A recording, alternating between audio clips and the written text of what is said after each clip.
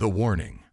Admiral Chen Wei stood at the panoramic window of Earth's orbital defense station, Aegis 1, her weathered face reflected against the backdrop of stars.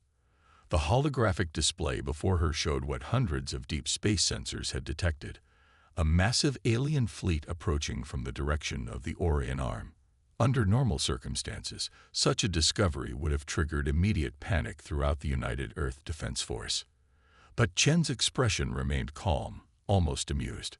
"They're making no attempt to mask their approach," she noted to her XO, Commander James Rodriguez. "Either they're incredibly confident, or they have no idea what they're flying into." Rodriguez finished, adjusting his neural interface implant.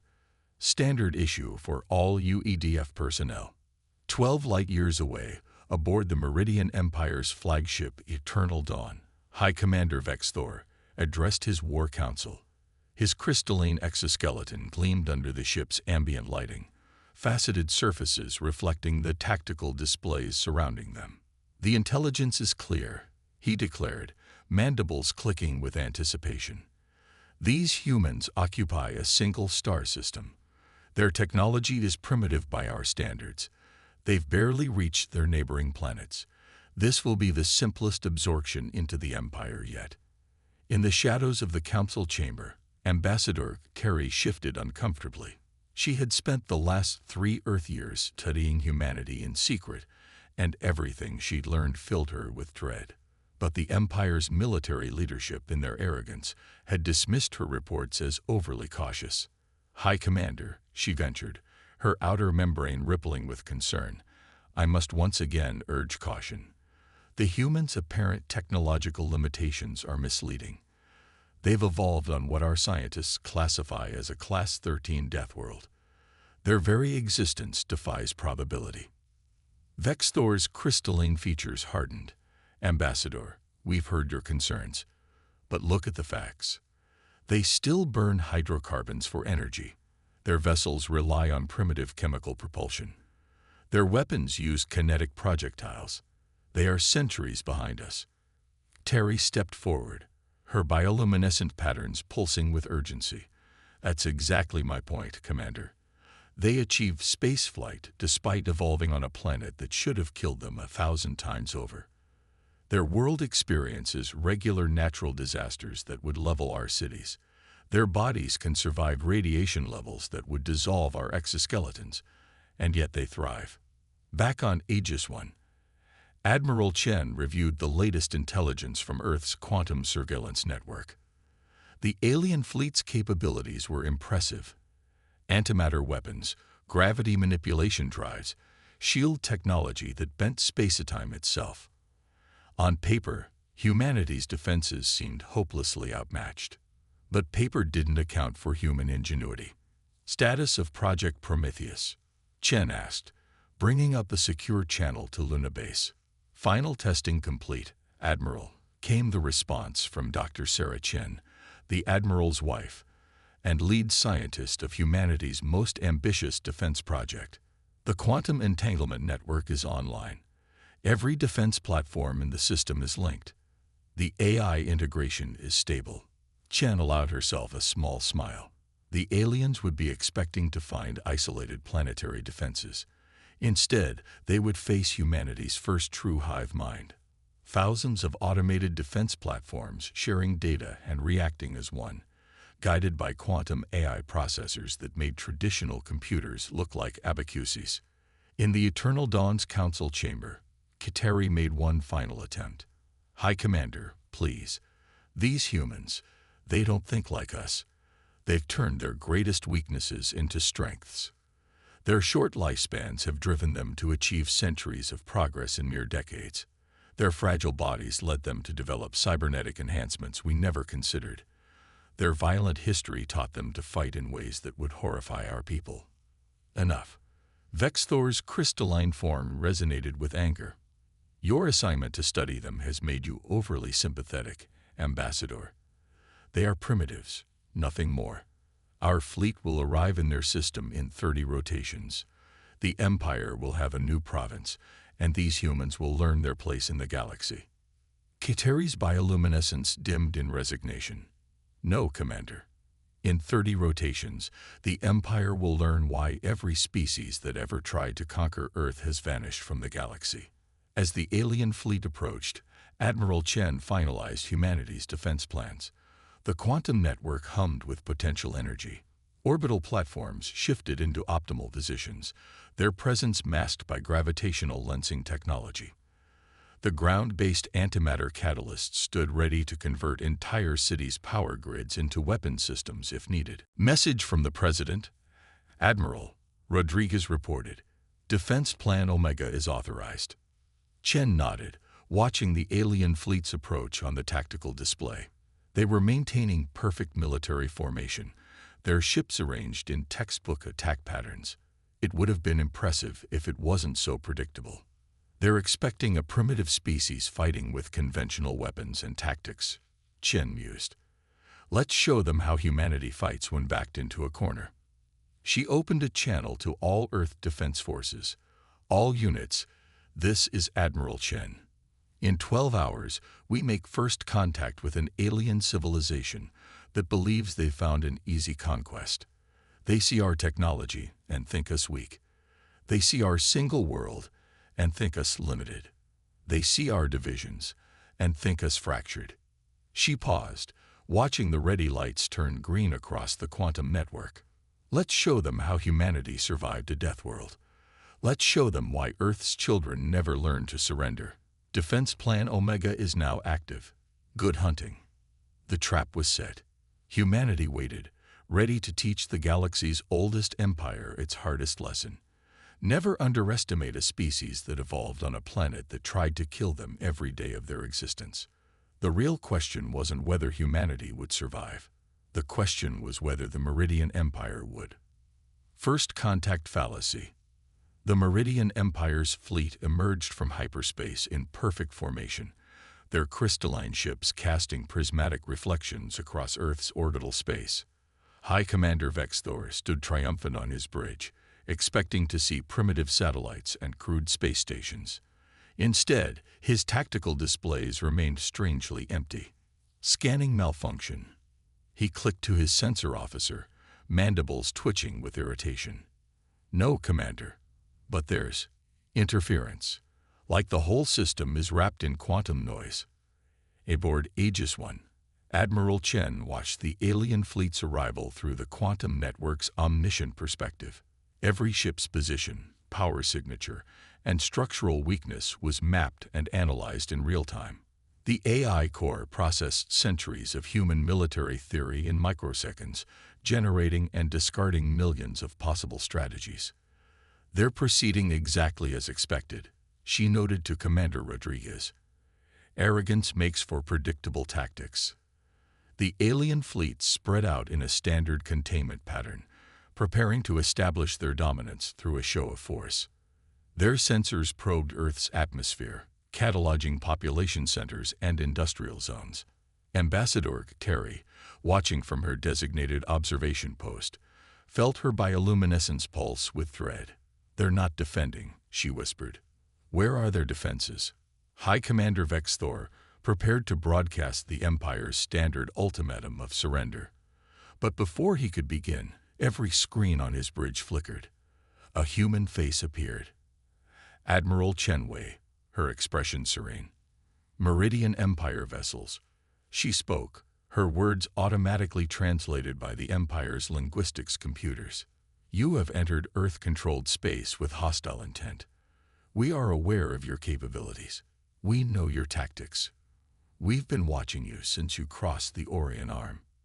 Vexthor's crystalline form vibrated with amusement. Your primitives have impressive communication technology. I'll grant you that. But surely you see the futility of resistance. Our smallest ship could level your largest city. Chen's smile didn't waver. You're probably wondering why you can't detect our defenses, why your scans show nothing but background noise. Let me save you some time. It's not a malfunction. We're just operating on a level your sensors weren't designed to detect. Across the alien fleet, sensor officers reported increasing anomalies.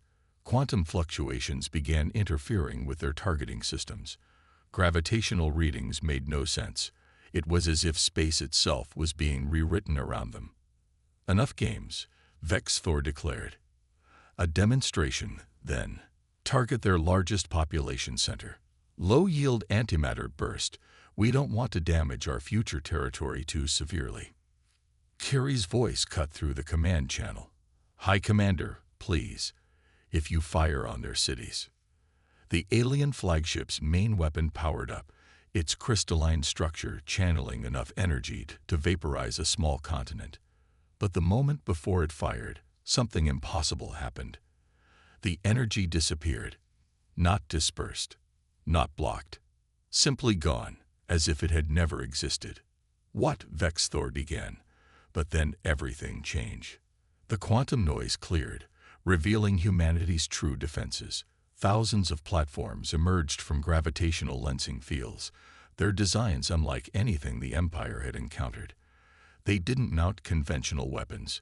They were weapons, their entire structure designed to manipulate the fundamental forces of reality. You see, Chen's voice came again. While you were perfecting antimatter weapons, we were learning to hijack them. While you were building better shields, we were finding ways to ignore them completely. You looked at our technology and saw primitives. We looked at yours and saw potential. The demonstration that followed would be burned into the Empire's collective memory forever. Human platforms didn't fire weapons. They changed the rules of physics locally. Alien shields failed as the quantum probability of their existence dropped to zero. Antimatter drives found their containment fields redirected through quantum entanglement.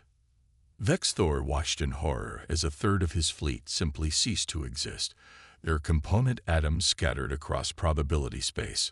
Another third found their crystalline structures transmuted into clouds of inert gas as human devices rewrote molecular bonds at the quantum level. Impossible, he whispered. You're centuries behind us. No, Chen corrected. We just took a different path. You evolved in a gentle system, advancing step by step. We evolved on a world that tried to kill us daily. We couldn't afford the luxury of gradual progress. Ambassador Terry's earlier warnings echoed in Vex Thor's mind. These weren't primitives playing with technology they barely understood. These were survivors of a Deathworld who had turned the laws of physics themselves into weapons. The choice is yours, Commander, Chen continued. The Empire can retreat, rethink its policy of conquest, and perhaps return one day to discuss peaceful relations. Or, she gestured, and another dozen alien ships vanished from existence. We can continue this demonstration. In that moment, High Commander Vex Thor finally understood. The Empire had not found a primitive species to conquer. They had awakened something that had evolved beyond their comprehension, not despite their harsh world, but because of it. Stand down all weapons, he ordered, his crystalline form dimming in submission. Ambassador Carey, you will handle all further communications with the humans. As the alien fleet retreated in disarray, Admiral Chen turned to Commander Rodriguez. Signal all platforms to power down to standby. And get me a secure channel to the President. I believe the diplomatic phase of our first contact protocols can begin. Rodriguez nodded, then hesitated. Admiral, did we just become a galactic superpower? Chen's smile turned thoughtful. No, Commander. We just showed the galaxy why you should never underestimate a species that turns survival into an art form. In her observation post, Ambassador Terry watched the human platforms fade back into invisibility. Her final report to the Empire would be simple. They don't need vast territories or countless ships. Their single world forged them into something new. Earth isn't their limitation. It's their strength. And they're just getting started. The Deathworld advantage. 3 days after the failed invasion, Ambassador Terry found herself in an unexpected location, a wilderness training facility in what humans called the Australian outback. The temperature was 45 degrees Celsius, comfortable for her species, but supposedly challenging for humans. Yet her escort, Marine Captain Sarah Hassan, showed no signs of discomfort. You wanted to understand why we're different, Hassan said, wiping sweat from her brow with casual indifference. This is where we start. A group of human recruits traversed an obstacle course nearby. Terry's biological sensors detected elevated heart rates, stress hormones, and physical strain that should have been debilitating. Yet they continued, their determination unwavering. In the Empire, Terry observed, her bioluminescence shifting thoughtfully. We train our soldiers in optimal conditions. Perfect temperature, ideal gravity, controlled environments. Hassan laughed. Yeah, we figured that out from your ship designs. Everything's optimized for comfort. But humans, we do our best work when things get ugly. On the Eternal Dawn, now orbiting Earth under careful supervision, High Commander Vexthor reviewed footage from the failed invasion with Admiral Chen. His crystalline form had lost some of its luster, humbled by recent events. Your quantum manipulation technology, he ventured. It should have taken centuries to develop. Chen smiled. It took us 15 years. Amazing what humans can do when someone says impossible. She brought up a holographic display of Earth's history. See, that's the thing about evolving on a Deathworld. You either learn to innovate fast, or you don't survive. The display showed natural disasters, hurricanes that could level cities, volcanoes that could darken skies, earthquakes that could reshape continents. Every time nature tried to kill us, we got stronger, more adaptable, more determined. Back in Australia, Hassan led Terry to a climate chamber. Inside, conditions shifted rapidly between extremes that would kill most sentient species. Human researchers worked inside, protected by nothing more than environmental suits of their own design. Your people evolved in a stable system, Hassan explained. One sun, perfect orbit, minimal climate variation. Earth, we've got everything from Arctic tundra to burning deserts. Our planet's magnetic field randomly weakens. Our atmosphere occasionally tries to kill us. Fun times. Terry's outer membrane rippled with realization. You're not just surviving these conditions, you're using them. Bingo. Hassan grinned. Every environmental challenge became a testing ground. Every natural disaster taught us something new. We learned to harness quantum mechanics because classical physics wasn't enough to protect us. On the Eternal Dawn, Vexthor watched footage of human children playing in what his sensors indicated was dangerously acidic rain.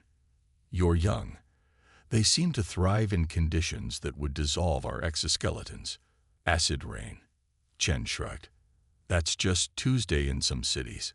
We adapted, built better, kept pushing boundaries because we had no choice. Your empire expanded through space. We had to expand our understanding of reality itself. The display shifted to show human medical facilities. Soldiers with cybernetic enhancements, neural interfaces, and biological modifications that blurred the line between organic and artificial. You see weakness, so you enhance it, Vexthor observed. We see perfection, so we preserve it. Exactly, Chen nodded. Your technology evolved to protect you from harsh conditions. Ours evolved to help us exploit them.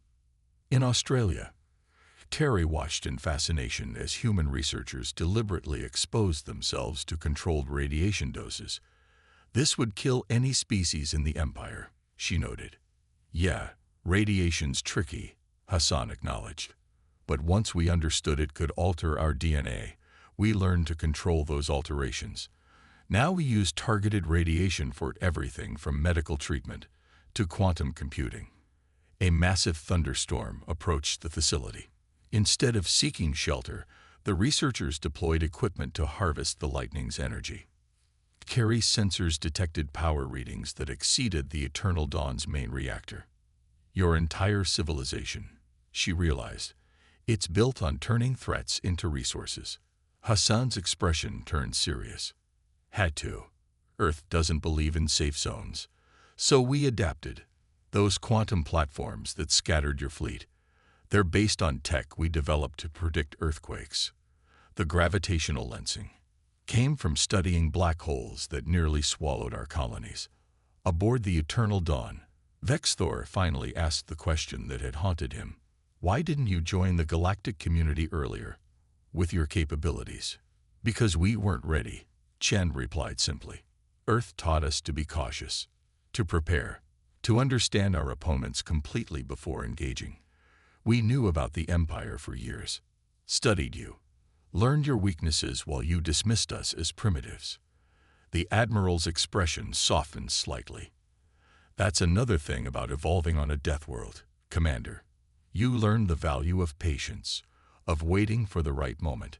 Every predator knows this. As the storm raged outside the Australian facility, Carrie watched human children in a training simulator. They weren't just surviving their harsh environment. They were dancing with it, turning every challenge into an opportunity, every threat into a tool. I understand now, she said quietly. Your children don't learn to fear their world. They learn to master it. Hassan nodded. Earth tried to kill us for millions of years. Instead, it made us stronger, more adaptable, more innovative. The Empire looked at our world and saw a death trap. We looked at it and saw a teacher. In orbit, Vexthor's crystalline form resonated with new understanding. You could have destroyed our entire fleet. We could have, Chen agreed. But surviving on Earth taught us something else. The strongest species isn't the one that kills all its rivals. It's the one that learns to adapt, to cooperate, to turn enemies into allies. She turned to the humbled commander. So, shall we discuss how humanity and the Empire might learn from each other? On Earth, the storm passed. Carrie watched human children emerge to play in the aftermath, their laughter echoing across a landscape that should have broken them. Instead, it had forged them into something the galaxy had never seen before. The Empire had wanted to conquer Earth. Instead, Earth's children were about to change the galaxy forever, not through force, but through the greatest lesson their harsh world had taught them. Adaptation was the truest form of strength. Turning point. 1 month after first contact, the Meridian Empire faced its first true crisis in 10,000 years. A quantum anomaly had appeared at the heart of their home system, threatening to destabilize their sun. Their finest scientists were helpless. They had never encountered anything like it. But Earth's children had. It's similar to the Brisbane event. Admiral Chen explained to the Empire's Science Council, her hologram standing among the crystalline aliens. We dealt with something like this 20 years ago, when a solar flare triggered a cascade reaction in our quantum defense grid. High Commander Vexthor, now serving as Earth's liaison to the Empire, watched his former enemies prepare to save his civilization. The irony was not lost on him. You understand this phenomenon? One of the council members asked, their crystalline form vibrating with desperate hope. Better than that, Chen smiled. We learned to harness it.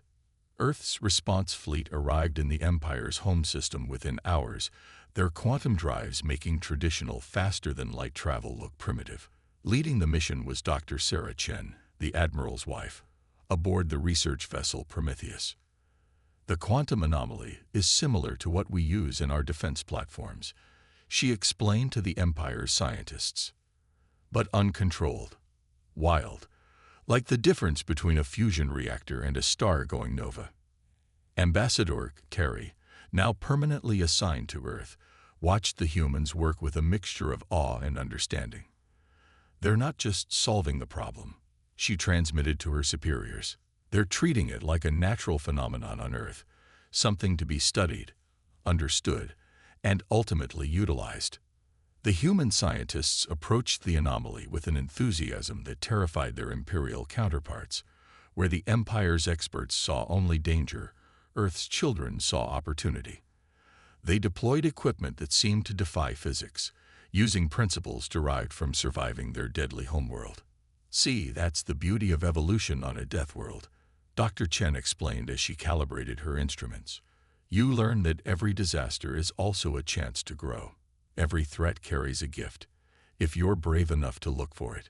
The Empire's scientists watched in amazement as the humans deliberately intensified the anomaly. Are they insane? One crystalline researcher vibrated in distress. No, Kihuri replied, her bioluminescence pulsing with newfound insight. They're doing what they've always done. dancing with death to steal its secrets. Dr. Chen's team had discovered that the anomaly wasn't just a threat, it was a doorway, a natural phenomenon that the Empire, in their carefully controlled evolution, had never learned to recognize. But humans, forced to understand the fundamental forces of their hostile world, saw its true potential. "Your son isn't dying," Dr. Chen announced to the Science Council. "It's trying to establish a quantum link with another star. A natural phenomenon we've observed in our own galaxy's core. We don't just plan to stop it. We're going to stabilize it, control it, turn it into the first natural quantum gateway in known space." The implications stunned the Empire's leadership. Such a gateway would revolutionize interstellar travel, transform their understanding of physics, and open up entirely new realms of scientific discovery. What they had seen as an extinction-level event, humans saw as an unprecedented opportunity.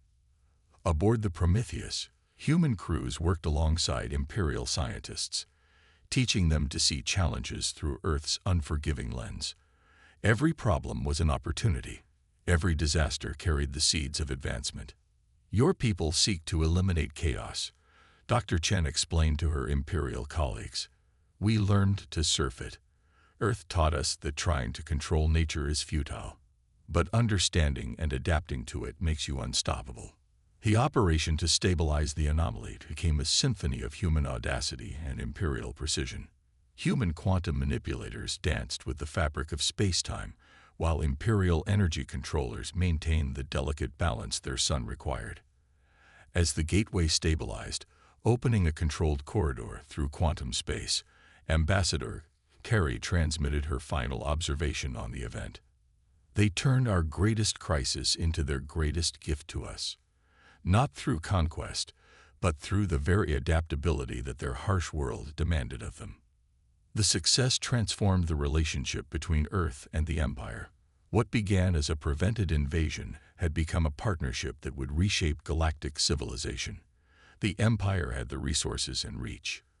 Earth had the innovative spirit and courage to venture into the unknown. Admiral Chen, watching from Earth as her wife's team celebrated with their Imperial counterparts, reflected on the strange path that had brought them here. "Funny thing about evolution on a Deathworld," she mused to Commander Rodriguez. "It doesn't just teach you to survive. It teaches you to thrive on challenges that would break others." "A month ago, they wanted to conquer us," Rodriguez noted. "Now they're learning our methods, adopting our perspectives. Because they finally understand," Chen replied. "Earth didn't make us weak. It made us strong in ways they never imagined possible.